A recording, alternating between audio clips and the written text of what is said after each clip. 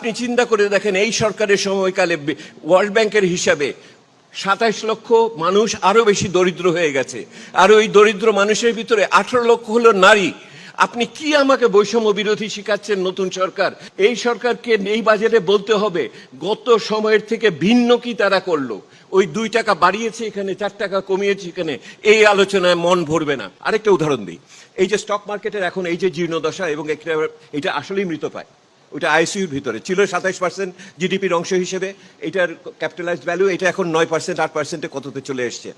এইটাকে যদি চালু করার জন্য যে সংস্কারের কথা বলা হচ্ছে, তাহলে স্টক মার্কেটের অন্যান্য যারা অংশীজন আছে তাদের সাথে যদি আলোচনা না করে সিকিউরিটি অ্যান্ড এক্সচেঞ্জ কমিশন একা এটা করতে চায়, এটা কোনোদিনই সম্ভব না। সরকার বদল হলো, প্রক্রিয়া তো বদল হলো না।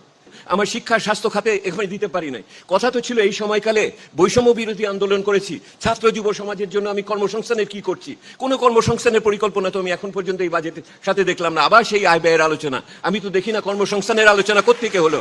আবার সেই তথাকথিত পুরানা কথা আলোচনা হচ্ছে।